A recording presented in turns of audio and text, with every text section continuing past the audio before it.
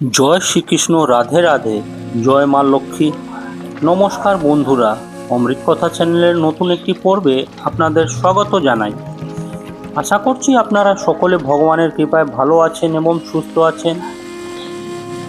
বলয়গ্রা সূর্যগ্রহণ হলো এমন এক বিশেষ সন্ধিক্ষণ যখন আসরিক শক্তি বা নেতিবাচক প্রভাব সাময়িকভাবে প্রকট হয়ে ওঠে।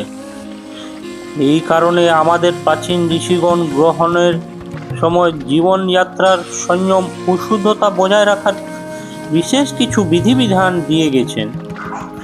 বিশেষত গর্ভবতী মায়েদের জন্য এবং সাধারণ মানুষের প্রতিদিনের জীবন ধারায় এই মহাজাগতিক কম্পনের প্রভাব অনস্বীকার্য। আজকের এই নিবন্ধে আমরা বলয়গ্রাস সূর্যগ্রহণের সেই নিগুড় তাত্ত্বিক দিকগুলো এবং শাস্ত্রীয় বিধিনিষেধ নিয়ে বিস্তারিত আলোচনা করব, যা আপনাকে এই বিশেষ সময় সুরক্ষিত ও আধ্যাত্মিকভাবে সমৃদ্ধ থাকতে সাহায্য করবে। তাই আজকের ভিডিওতে আমরা জানব 2026 সালে বলয়গ্রাস সূর্যগ্রহণ কবে ও কখন পড়েছে, বলয়গ্রাস গ্রহণের দিন কোন কাজগুলো ভুলেও করা যাবে না, গর্ভবতী মায়েদের এই দিন কোন কাজগুলো থেকে বিরত থাকা হবে, বলয়গ্রাস গ্রহণের দিন কোন কাজটি করা অত্যন্ত শুভ। তাই আজকের ভিডিওটি খুব গুরুত্বপূর্ণ হতে চলেছে। মূল পর্বে যাওয়ার আগে আমার সকল দর্শক বন্ধুদের কাছে একটা অনুরোধ থাকবে, দয়া করে ভিডিওটি সম্পূর্ণ মনোযোগ সহকারে দেখবেন। যদি ভালো লাগলে তাহলে অবশ্যই একটা লাইক করবেন আর কমেন্টে ভক্তি ভরে লিখবেন জয় শ্রীকৃষ্ণ, রাধে রাধে। আমাদের চ্যানেলটিকে সাবস্ক্রাইব করে পাশে থাকা বেল বাটনটি অন করে রাখবেন। তো চলুন শুরু করা যাক আজকের আলোচনা। জ্যোতির্বিজ্ঞানের ভাষায় যখন চাঁদ পৃথিবী ও সূর্যের মাঝখানে এমনভাবে চলে আসে যে সূর্যের মাঝখানের অংশ ঢেকে যায় এবং চারপাশে একটি আগুনের বলয় বা আংটির মতো অংশ দেখা যায়, তাকেই বলয়গ্রাস সূর্যগ্রহণ বলা হয়। কিন্তু সনাতন শাস্ত্র অনুসারে এই সময়টিকে সূতকাল বলা হয়, যা অত্যন্ত অশুভ সময় হিসেবে বিবেচিত। পুরাণে বর্ণিত আছে যে সমুদ্র মন্থনের সময় স্বর ভানু নামক অসুর ছলনা করে অমৃত পান করলে সূর্য ও চন্দ্র তা ভগবান বিষ্ণুকে জানিয়ে দেন। তখন বিষ্ণু মোহিনী রূপে সুদর্শন চক্র দিয়ে অসুরের মস্তক ছিন্ন করেন। সেই বিচ্ছিন্ন মস্তক ও ধর যথাক্রমে রাহু ও কেতু নামে পরিচিত হয় এবং তারা প্রতিশোধ নিতে সূর্য ও চন্দ্রকে গ্রাস করে, যা গ্রহণ নামে পরিচিত। জ্যোতিষশাস্ত্র অনুযায়ী সূর্য হলেন আত্মার কারক এবং শক্তির উৎস। গ্রহণের সময় সূর্যের তেজ সীমিত হয়ে যাওয়ার কারণে নেতিবাচক শক্তির প্রাদুর্ভাব ঘটে। এই কারণে গ্রহণ চলাকালীন বিশেষ কিছু নিয়ম মেনে চলা অত্যন্ত আবশ্যক। বলয়গ্রাস সূর্যগ্রহণ ভুলেও করবেন না এই 8টি কাজ। 1. নতুন কোনো মাঙ্গলিক কাজ বা পরিকল্পনা শুরু করা। জ্যোতিষশাস্ত্র অনুযায়ী সূর্য হলেন জগতের আত্মা এবং সকল শক্তির আধার। গ্রহণের সময় সূর্য রাহু বা কেতু দ্বারা পীড়িত হন, ফলে শুভ শক্তির অভাব ঘটে। এই সময় নতুন ব্যবসা শুরু করা, বিয়ের কথা পাকা করা, গৃহপ্রবেশ বা কোনো গুরুত্বপূর্ণ চুক্তি করা থেকে বিরত থাকা উচিত। এই সময় শুরু করা কাজে বাধার সৃষ্টি হওয়ার প্রবল সম্ভাবনা থাকে। 2. রাধা খাবার বা পানীয় গ্রহণ করা। সনাতন শাস্ত্র ও আয়ুর্বেদ মতে গ্রহণের সময় বায়ুমণ্ডলে ক্ষতিকারক অতিবেগুনি রশ্মি ও নেতিবাচক তরঙ্গ বৃদ্ধি পায়। এর ফলে আগে থেকে রান্না করে রাখা খাবারে বিষক্রিয়া বা ব্যাকটেরিয়ার সংক্রমণ হতে পারে। তাই গ্রহণ চলাকালীন কোনো কিছু খাওয়া বা জল পান করা অশুভ মনে করা হয়। যদি খাবার আগে থেকেই রান্না করা থাকে তবে তাতে তুলসী পাতা দিয়ে রাখা আবশ্যক, কারণ তুলসী পাতা নেতিবাচক শক্তি শোষণ করতে সক্ষম। 3. নিদ্রা বা আলস্য যাপন করা। সুস্থ ও সমর্থ ব্যক্তিদের জন্য গ্রহণের সময় ঘুমানো শাস্ত্রে নিষিদ্ধ করা হয়েছে। মনে করা হয় গ্রহণের সময় ঘুমালে শরীরের মেটাবলিজম বা বিপাক প্রক্রিয়া বাধাগ্রস্ত হয় এবং মানসিক জড়তা বা আলস্য বৃদ্ধি পায়। তবে শিশু, বৃদ্ধ এবং অসুস্থ ব্যক্তিদের ক্ষেত্রে এই নিয়মে শিথিলতা রয়েছে। সুস্থ ব্যক্তিদের উচিত এই সময়ে ঘুমানোর বদলে জেগে থেকে ইষ্ট দেবতার নাম জপ করা। 4. ধারালো বা তীক্ষ্ণ বস্তুর ব্যবহার। এটি একটি অত্যন্ত গুরুত্বপূর্ণ সতর্কতা। গ্রহণের সময় ছুরি, কাঁচি, বটি, সুই বা কোনো ধারালো অস্ত্র ব্যবহার করা একদম উচিত নয়। বিশ্বাস করা হয় যে গ্রহণের অশুভ প্রভাব এই বস্তুগুলোর মাধ্যমে শরীরে প্রবেশ করতে পারে। বিশেষ করে গৃহিণীদের এই সময় সবজি কাটা বা সেলাইয়ের কাজ থেকে বিরত থাকার পরামর্শ দেওয়া হয়। 5. মূর্তি স্পর্শ করা বা সরাসরি পূজা করা। গ্রহণের শূতকাল চলাকালীন মন্দিরের দরজা বন্ধ রাখা হয়। এই সময় ভগবানের বিগ্রহ বা মূর্তি স্পর্শ করা শাস্ত্রবিরুদ্ধ। বাহিক আড়ম্বরপূর্ণ পূজা করার পরিবর্তে এই সময় মনে মনে মন্ত্রপাঠ করা বা ধ্যান করা কয়েক গুণ বেশি ফলদায়ী।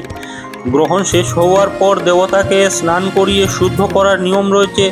4. শারীরিক সম্পর্ক বা সহবাস।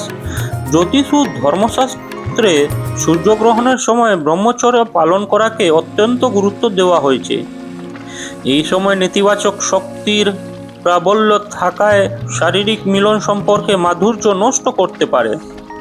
এছাড়া এই সময়ে গর্ভধারণ হলে অনাগত সন্তানের উপর শারীরিক বা মানসিক কুপ্রভাব পড়ার আশঙ্কা থাকে বলে প্রাচীন ঋষিগণ সতর্ক করে গেছেন।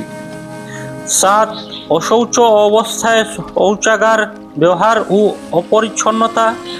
গ্রহণকে একটি অশৌচ কাল হিসেবে দেখা হয়। একান্ত প্রয়োজন না হলে এই সময় শৌচাগার ব্যবহার এড়িয়ে চলার পরামর্শ দেওয়া হয়। এছাড়া নখ কাটা, চুল কাটা বা দাঁত মাজার মতো কাজগুলো গ্রহণ চলাকালীন করা অনুচিত। নিজেকে বাহিক চঞ্চলতা থেকে মুক্ত রেখে আধ্যাত্মিক চিন্তায় নিমগ্ন থাকাই এই সময়ের প্রকৃতির উদ্দেশ্য। 8. ক্রোধ, কলহ বা পরনিন্দা করা। গ্রহণের সময় মানুষের মনস্তাত্ত্বিক অবস্থার উপর চন্দ্র ও সূর্যের টানা পড়েন চলে। এই সময় মানুষের রাগ বা মেজাজ খিটখিটে হওয়ার প্রবণতা বাড়ে। শাস্ত্রমতে গ্রহণের সময় কারোর সাথে ঝগড়া করা, কাউকে কটু কথা বলা বা মনে নেতিবাচক চিন্তা আনা অত্যন্ত অমঙ্গলজনক।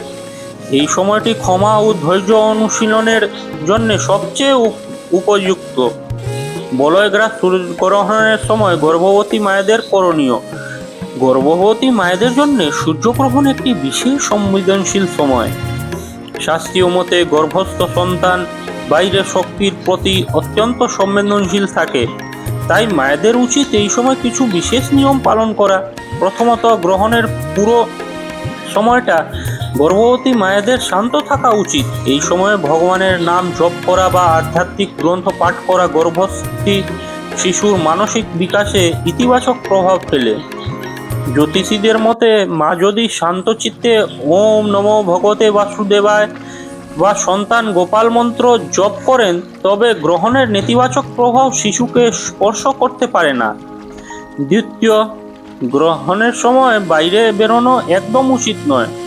সূর্যের ক্ষতিকারক রশ্মি গর্ভস্থ শিশুর ত্বকের বা চোখের ক্ষতি করতে পারে বলে সনাতন বিশ্বাসে উল্লেখ আছে। ঘরে থেকে জানলাগুলোতে পর্দা টেনে দেওয়া উচিত যাতে গ্রহণের আলো ভেতরে প্রবেশ করতে না পারে। গর্ভবতী মায়েরা এই সময় ভুলেও করবেন না এই 7টি কাজ। সনাতন রীতি ও জ্যোতিষী সাবধানতা অনুযায়ী গর্ভবতী নারীদের গ্রহণের সময় নিচের কাজগুলো থেকে বিরত থাকা একান্ত প্রয়োজন। 1. ধারালো বস্তুর ব্যবহার। গ্রহণের সময় গর্ভবতী মায়েদের ছুরি, কাঁচি, সুই বা বটি ব্যবহার করা কঠোরভাবে নিষেধ। লোকবিশ্বাস ও জ্যোতিষ মতে এই সময় ধারালো কিছু ব্যবহার করলে গর্ভস্থ শিশুর শরীরে কোনো অঙ্গে খুঁত তৈরি হতে পারে। 2. বাইরে যাওয়া। গ্রহণ চলাকালীন ভুলেও বাড়ির বাইরে যাওয়া উচিত নয়। গ্রহণের অশুভ ছায়া বা সরাসরি রশ্মি গর্ভবতী নারীর উপর পড়লে তা অনাগত সন্তানের স্বাস্থ্যের জন্য ঝুঁকির কারণ হতে পারে। 3. খাদ্য গ্রহণ। সাধারণ মানুষের মতো গর্ভবতী মায়েদের জন্য গ্রহণের সময় খাদ্য গ্রহণ বর্জনীয়, তবে শারীরিক অসুস্থতা খুব দুর্বল হলে হালকা ফল বা জল পান করা যেতে পারে, যাতে অবশ্যই আগে থেকে তুলসী পাতা দেওয়া থাকে। সবজি কাটা বা কাপড় সেলাই, কোনো কিছু কাটা বা ছেঁড়ার কাজ এই সময় করা উচিত নয়, এমনকি সুতোর কাজ বা সেলাই করাও নিষিদ্ধ। মনে করা হয় এটি শিশুর শারীরিক গঠনের উপর প্রভাব ফেলে। মানসিক চাপ ও কান্না, গ্রহণের সময় নেতিবাচক শক্তির প্রভাবে মন ভারাক্রান্ত হতে পারে।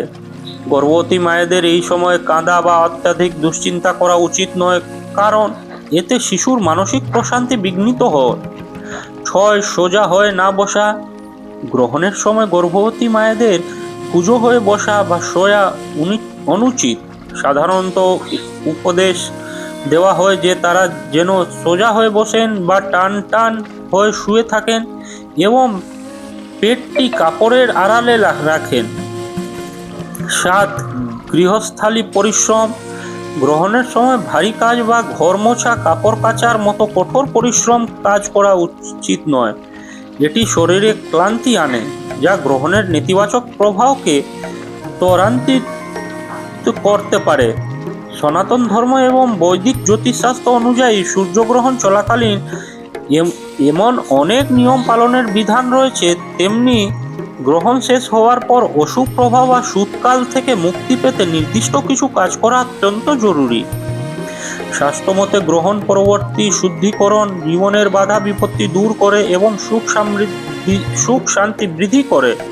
সূর্যগ্রহণ শেষ হওয়ার পর প্রত্যেকের যা করা উচিত তার নিচে বিস্তারিতভাবে আলোচনা করা হলো। শুদ্ধ স্নান, গ্রহণ শেষ হওয়ার পর সপরিবারে স্নান করা সবচেয়ে গুরুত্বপূর্ণ কাজ। সম্ভব হলে পবিত্র নদীতে স্নান করা অত্যন্ত পুণ্যদায়ক। বাড়িতে স্নান করলে স্নানের জলে কয়েক ফোঁটা গঙ্গা জল মিশিয়ে নেওয়া উচিত।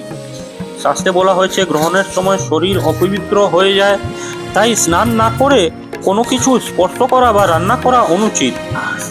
গৃহ ও দেবস্থান শুদ্ধিকরণ, স্নান শেষ করার পর পুরো বাড়িতে গঙ্গা জল ছিটিয়ে দেওয়া উচিত। বিশেষ করে রান্নাঘর এবং পূজার ঘর ভালোভাবে পরিষ্কার করা প্রয়োজন। দেবদেবীর মূর্তিকে স্নান করিয়ে নতুন বা পরিষ্কার বস্ত্র পরিধান করাতে হবে। মন্দিরে প্রদীপ ও ধূপ জ্বালিয়ে নতুন করে পূজা বা আরতি করা উচিত। দান ধ্যানের মাহাত্ম্য, সনাতন ধর্মে গ্রহণের পর দানের গুরুত্ব অপরিসীম। জ্যোতিষশাস্ত্র অনুযায়ী গ্রহণ পরবর্তী দান গ্রহণের অশুভ দশা কাটাতে সাহায্য করে। আপনার সামর্থ্য অনুযায়ী চাল, ডাল, গুড়, সাদা বস্ত্র, কালো তিল বা রূপো অভাবী মানুষকে দান করুন। যদি কোনো ব্রাহ্মণ বা দুঃখ ব্যক্তিকে ভোজন করানো সম্ভব হয় তবে তো অত্যন্ত শুভ। নতুন করে রান্না করা, গ্রহণের আগে রান্না করা খাবার যদি তাতে তুলসী পাতা না দেওয়া থাকে গ্রহণ না করাই ভালো।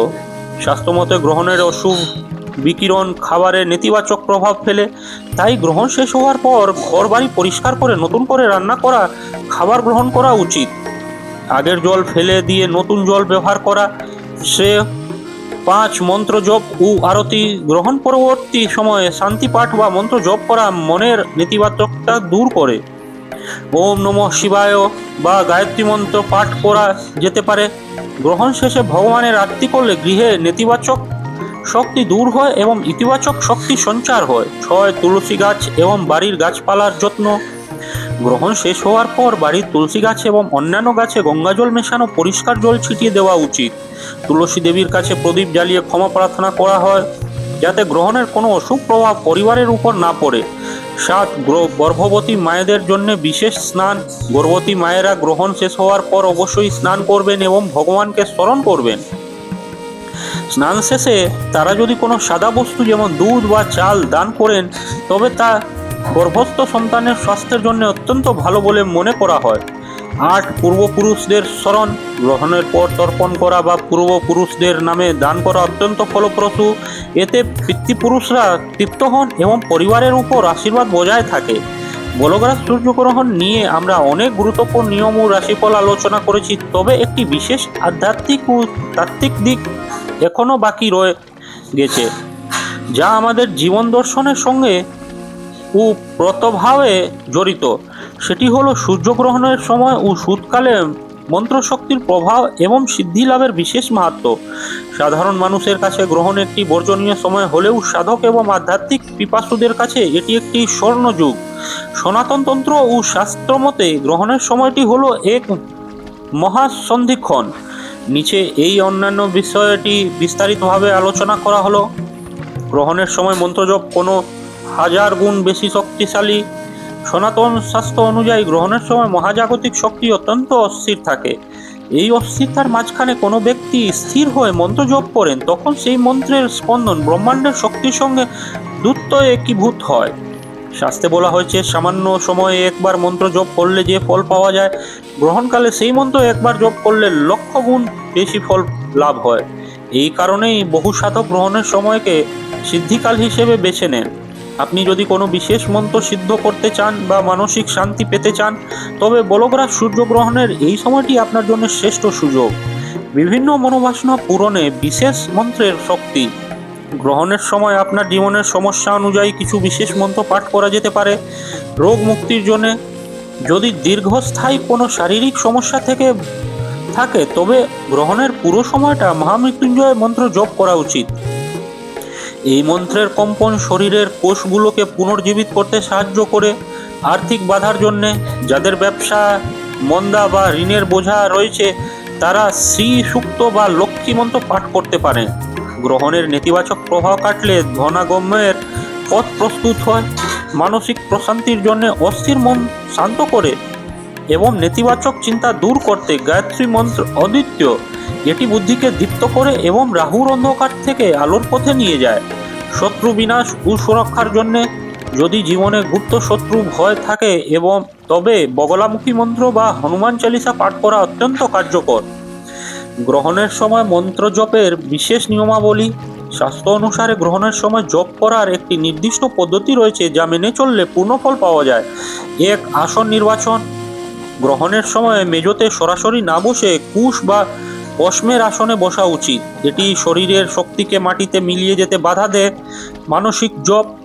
গ্রহণের সময় জোরে শব্দ করে মন্ত্র পাঠ করা চেয়ে মনে মনে বা উচ্চ স্বরে জপ করা বেশি ফলদায়ী। একে বলা হয় উপাংশু বা মানস জপ। দিক নির্ণয়। সূর্যগ্রহণের সময় পূর্ব বা উত্তর দিকে মুখ করে বসা প্রশস্ত। এতে সূর্যের পজিটিভ এনার্জি বা আধ্যাত্মিক তেজ সরাসরি গ্রহণ করা সম্ভব হয়। সংকল্প জপ শুরু করার আগে হাতে সামান্য জল নিয়ে সংকল্প করতে হয় যে আপনি কোন উদ্দেশ্যে এই জপ করছেন। গ্রহণ শেষে সেই জল মাটিতে অর্পণ করতে হয়। কেন এই সময় মন্দিরের মূর্তি স্পর্শ করা নিষেধ, কিন্তু জপ করা যাবে? অনেকের মনে প্রশ্ন জাগে, যদি গ্রহণ অশুভ হয় তবে জপ করা যাবে কেন? সনাতন ধর্ম মতে গ্রহণের সময় মূর্তিতে প্রাণের সাকার রূপ থাকে, যা গ্রহের অশুভ রশ্মিতে পীড়িত হতে পারে, কিন্তু মন্ত্র হলো নিরাকার শব্দ শক্তি, শব্দ ব্রহ্ম। এই শব্দ শক্তিকে কোনো গ্রহণ বা ছায়া স্পর্শ করতে পারে না। বরং মন্ত্র জপের মাধ্যমে আমরা নিজেদের চারপাশে একটি শক্তিশালী আভা বা অরা তৈরি করি, যা আমাদের সুরক্ষা দেয়। বলয়গ্রাস সূর্যগ্রহণ কেবল ভয় পাওয়ার সময় নয়, এটি নিজেকে চেনার এবং আধ্যাত্মিক শক্তি সঞ্চয় করার সময়। আপনি যদি শক্তি ও ভক্তি ও বিশ্বাসের সঙ্গে এই সময়টি অতিবাহিত করেন, তবে গ্রহের অশুভ প্রভাব আপনার উপর কোনো ছাপ ফেলতে পারবে না। এবার আমরা জানবো 2026 সালের বলয়গ্রাস সূর্যগ্রহণ কবে ও কখন পড়েছে।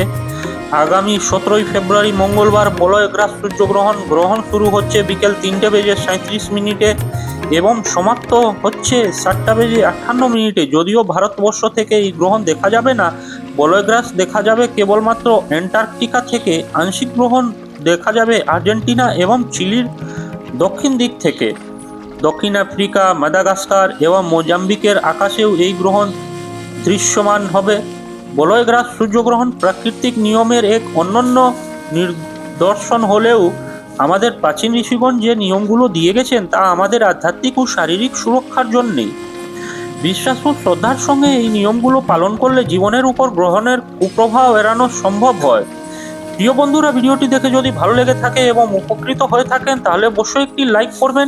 এতে আমরা নতুন ভিডিও বানানোর জন্য অনুপ্রেরণা পাই। আর কমেন্টে শ্রদ্ধা ও ভক্তি ভরে একবার অবশ্যই লিখবেন, জয় শ্রীকৃষ্ণ, রাধে রাধে। এইরকম তথ্যমূলক ভিডিও নিয়মিত পেতে আমাদের চ্যানেলটিকে সাবস্ক্রাইব করে পাশে থাকা বেল বাটনটি অন করে রাখবেন, যাতে এইরকম তথ্যমূলক গুরুত্বপূর্ণ ভিডিও আপনারা নিয়মিত দেখতে পারেন। সকলে ভালো থাকবেন, সুস্থ থাকবেন, আপনার উপর ঈশ্বরের কৃপা সদা বর্ষিত হোক। জয় শ্রীকৃষ্ণ। রাধে রাধে।